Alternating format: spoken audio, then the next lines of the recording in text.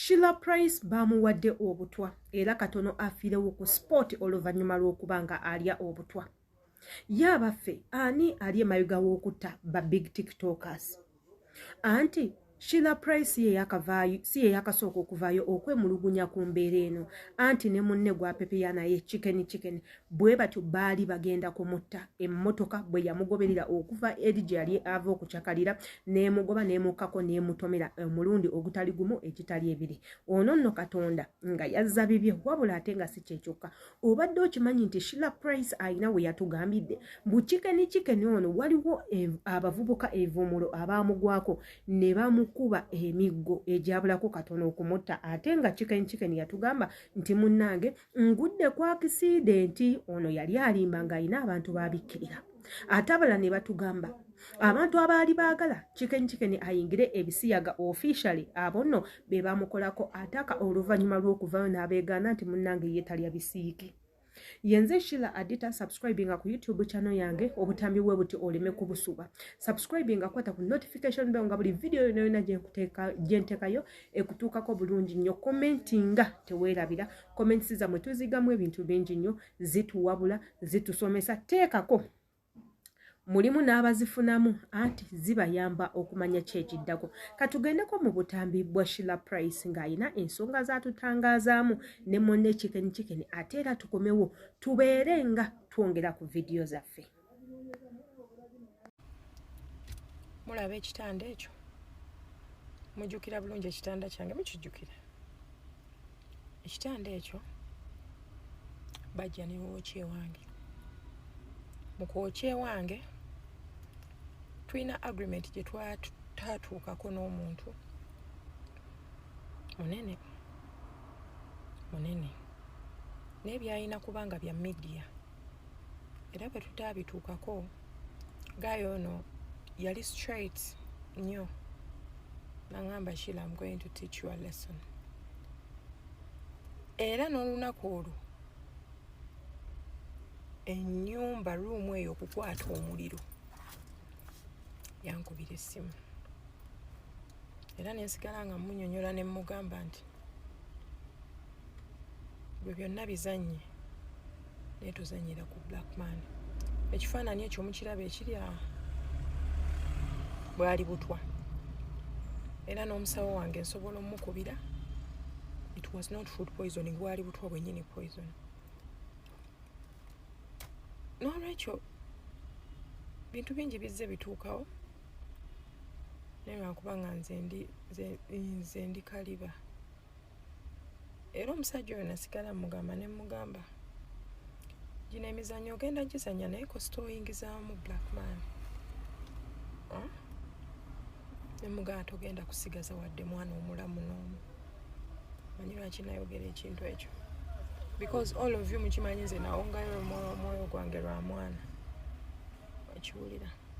Video zino they got me so emotional nti abantu abavunaanyizibwa ku app kuno abasinga babadde batugamba you people should be careful. Tewali kitatuukangako. Chicken yo n'amala yimuka nayeyogera ebyamutuukako. All of you are going to be shocked. Nga tebitutuukako mu nzikiza, people will know. N'olwekyo nze nsigala ngamba nze bampita mama Blackman muwala Zainab. Toyina ky'osobola kunkola. The only time I can come out and be a monster ng'okutte ku mwana wange. Era n'ebyo ennyumba temwebuuza lwaki mama Blackman yakyusa ekitanda, because when it happened it took me only 2 days okuzaawo buli kimu. 2 days buli kimu kyali kizeewo. Era ne ba Farouk Furniture be babireeta bwalina zi video. Just lwakuba me I keep a circle of people abalina ebyama byange. Balina ebyama byange tebabifulumya, even my family members. N'obutwa bwennyini buli omu yaliwo. Ate nfe. Era olwamala okunditoxifyinga wakina biki ne bampa bye bampa nali ngenze. Nenzija ne nkola ne video. Mujjukira video gye nakola nga ndi ku kanula n'amaaso gonna galinga agagenda. N'olwekyo nsiba mbagamba nti you people keep saying politics as a dirty game. No? Bwekiri ku media wano kitokota. Ekituyamba nti nno bapresenta bo baba tebabiyingiramu nnyo olw'okubanga akasente kaba katono nti nno kimanyi. Eba top. Kiwulira. N'olwekyo nze nsiba ngamba nti buli yatukoledde video of concern badde njagala bagamba nti ne be mutugamba okwewala ewanene we tulina okuliira bwe be careful gye tuliira nze zi 5 star zonna nziririddemu era ne gye naliira bye nalya yali restaurant eriko n'abakuba ne saluti oba onfuna ate nga ndina omuntu amanyikibbwa. So you people njagala mbabuulira ekintu kimu nti nze me I cannot protect myself nze ng'omuntu but my job is to protect my son. Obola abantu abasinga bamumanyi bulungi nfuuka empologoma kuba bafuuka kwoyo omwana even nga timu nga byomutunuulira sibitegeera. Those who know me know me.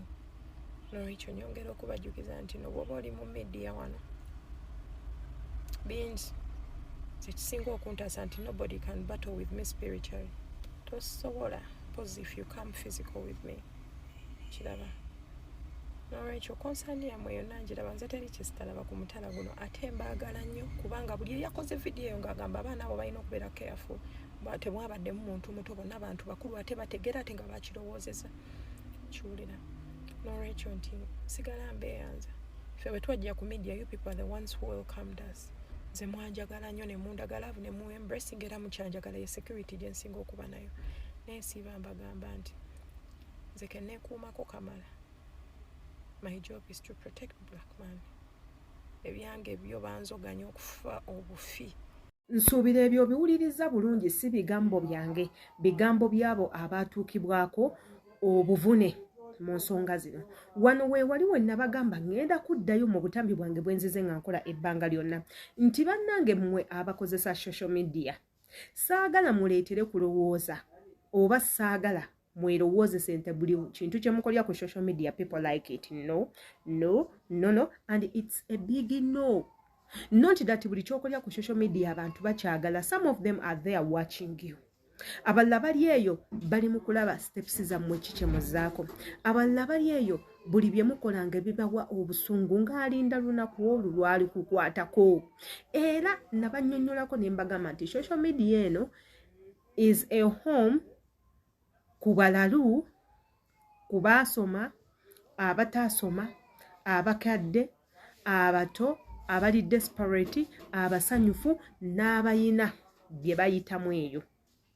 Era ne mbagamba choose social media wisely or use social media wisely. Social media eno ejja kufaako abantu ate era nga mukirabye social media ye yatajjaja yichuli. Social media ye yateeka Sefuko mu kkomera. Social media yatadde Doni Asiri mu kkomera. Social media erina abantu bangi beekozeeko obulabe bamukunja atasera n'abantu abalala bangi. Do you want to be part of them? Naawe oyagala kuyitiramu eryo tuluba. Bannange social media nga mbi. Abantu batuleetera obusungu ku social media. Abantu batuwalana olwa social media. Abantu batukoowa ku lw'ebintu bye tuteeka ku social media. Oyinza okiteekawo nga gw'olaba tekiina hamu eri muntu yenna. Era nga gw'olaba ekintu ky'oyogeddeko oba ky'okoze kikusanyusa era kiyinza n'okuba nga kirina be tusanyusa wala konze kumbi munnange oli eyo ocreatinga a group or a circle of people abagenda okulwanyisa. Oli eyo owa abalabe bo obudde okumanya kikyozaako na biki byokola mu bulamu bwo. Era nga abantu abasinga social media ebasi. Gwali eyo atakimanyi nti social media atta ova mu nsi ki. Nontoni ni Uganda. Ensi zonna zonna ez'enjawulo mulimu abawala be batugidde ku social media. Mulimu abawala be babuzizza ku social media. Mulimu abawala be basse ku social media. Social media ekoze ebintu bingi. Eri bannaffe abalaga embuto ku social media bangi mu bulabe nga social media etuza abaana baabwe. Bangi nga mubalabe social media etuza obufumbo bwabwe. Bangi nnyo mubalaba social media ng'eyawukanyizza abantu. Ababadde ab'emikwano ne bafuuka balabe na balabe. Ababadde abalabe n'abalabe oba ne bagatta. One of the two. Mwegendereze nnyo social media. Ekyo nno kyatuuse ku chicken ne munne Sheila. Ate wano Full-Figure yavuddeyo n'asambajja ebigambo bya mwana muwala Sheila Price ng'amugamba gwe ng'ani asobola okuwa obutwa. Teri alina budde bukutta. Oyina ki ABCD? You people you never know.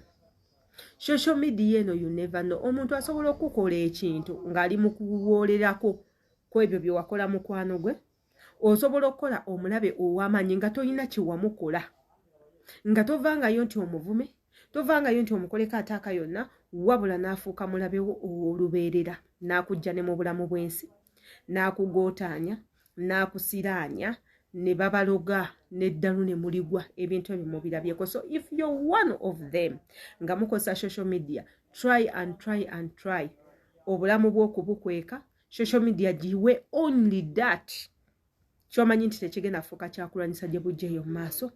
Tosemberera nnyo bantu b'otamanyi tovisitinga nnyo bantu b'otamanyi olw'okuba baddawo ne bakuwaana ku social media. Yenze Sheila Adita commenting nga tumanyi kikyolowooza ku tambi nga buneeno imbagala nnyo.